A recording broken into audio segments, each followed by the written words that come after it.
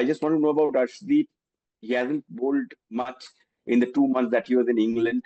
He did bowl in the Dalit Trophy, but when it comes to rhythm, because no one knows the fast bowling and the rhythm of a fast bowler better than you, where do you see him at the start of the Asia Cup? Oh, Arshdeep, we all know what he's capable of doing. And definitely, he must have bowled a lot in England, but he's definitely short of match practice. The rhythm really comes no matter how much you bowl in the net and practice sessions. I think it is important to bowl in matches. And, it's a big challenge for Arshdeep. How quickly he gets back his match rhythm would be very, very important. It can be in a jiffy, or it can take him a couple of matches to get into rhythm. The second question, obviously, like when you are there, we have to ask you about Jasprit Bumrah. Like a lot said about workload management, you have also spoken, you have written about workload management. I want to know that in this 5 match series, would you rather give him rest if you want in any of the matches, like a match against Oman, which is at Abu Dhabi? Before that, you play Pakistan and UAE 2 matches. So, or would you want Jasprit to play all the matches in the group league stage? Technically, you have to play 6 matches if you are playing the final. So, would you want him to play almost all the matches? I think more than me wanting to play, yes, I would love to see Jasprit play, but I think it is his call. I think him playing all the matches, he should be able to play all the matches. But the real call must be taken by Jasprit Bumrah. I don't think he would need rest looking at the format of this tournament. So if he's bowling, it is also a question of continuing the good rhythm that he gets throughout the tournament, which should augur very well for him. And there's one bowler, Harshit Rana, who is very new in the system. You have obviously seen him in Australia, England. You have watched those matches. Like, where do you think, like, he has been a find of the IPL? He has had 2, 3 very good seasons of IPL for KKR, and you have seen him there also. So, where do you think, what are the areas you think that he's still a work in progress, where he can improve, you think, as far as his white ball and especially T20 bowling is concerned? No, Harshit has been very impressive in T20 cricket. And he's a very talented bowler in the sense that he can really bowl disguised slow balls.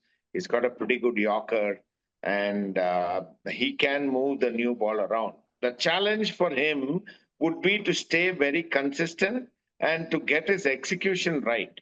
His capabilities and his talent is exceptional, but the biggest challenge for him should be to get his execution spot on to be successful in this tournament.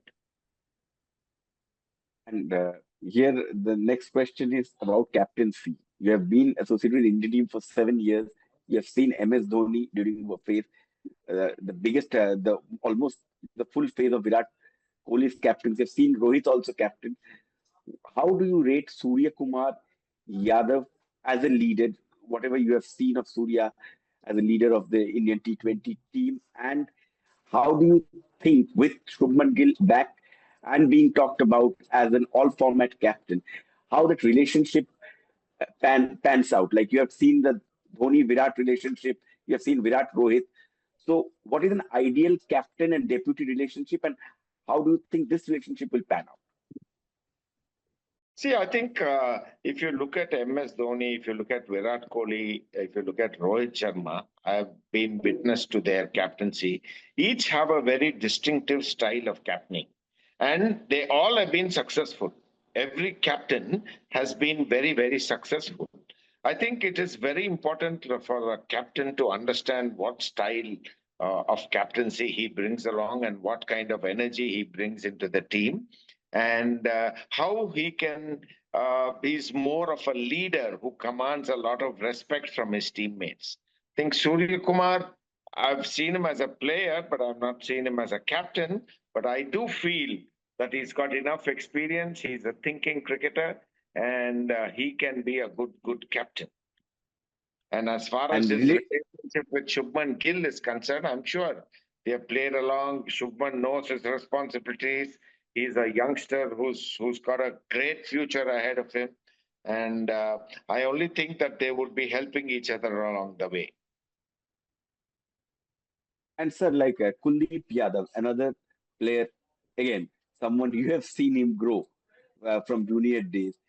Kuldeep is a very confident bowler. We have seen the phases where Kuldeep has been on a high, and we've seen the phases where Kuldeep has gone through a bit of a rough patch. There is a lot of confidence that these kind of wrist spinners, artistic bowlers, they need. Now, 2 months of not playing anything, he played the Dalip Trophy, but he didn't look whatever 32 overs he had bowled across 2 innings. It is with red ball. So after that, suddenly is playing a format where 1 over can change anything. People can hit across the line, where he'll not get a time for a comeback. A confident bowler like him after such a prolonged gap, what does someone do? Like as a coach, when you were there, when there's a prolonged patch, what do you say to a bowler? See, Kuldeep Yadav has grown immensely in his stature as a bowler. He's bowling beautifully, and it was unfortunate that he couldn't play in England. But I'm sure he must have had a lot of overs under his belt, and he's experienced enough. He's got pretty good experience in T20 format. He's been excellent for India every time India has played in the T20 format. So, like you said, this 35 overs in the Dilip Trophy must have been great for him to get back his rhythm. And I wouldn't read too much into performance. I would only look at Kuldeep's rhythm. If his rhythm, I think 35 overs is pretty good for him to get back his rhythm. And I'm sure the conditions in Dubai would be conducive for Kuldeep. The grounds are big. The wickets also could be favorable. So I see Kuldeep doing very well in the Asia Cup. And my final question is, since you spoke about the wickets and favorable wickets, so India now, this Indian team across formats, you have seen a propensity to use a lot of multi-skilled cricketers, where you have a Shivam Dube also who can bowl a over or two. Obviously, Axar is there who bowls 4 overs at time, who is also a specialist spinner. And you have a Varun Chakravarthy and a Kuldeep Yadav. So in on a September pitch, we played the Champions Trophy in March, which was like the fag end of the season in UAE, and the pitches were worn out. Now we are playing in September when the season is starting.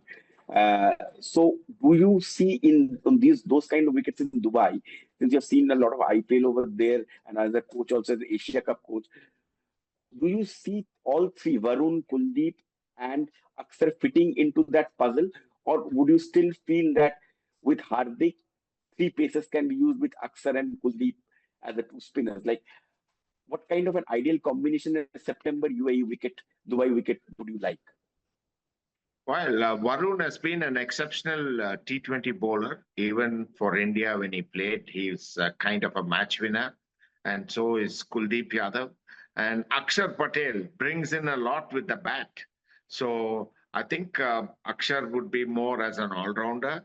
And if there is, the wickets are a little conducive, it'll be a great idea to play all three spinners because each one has got different variety. They have experience and they bring a lot to the table, according to me. But obviously, the condition of the pitch would matter a lot. Then, if it does, then I'll be a very, very difficult choice to pick just two of them. Very tempting to play all three.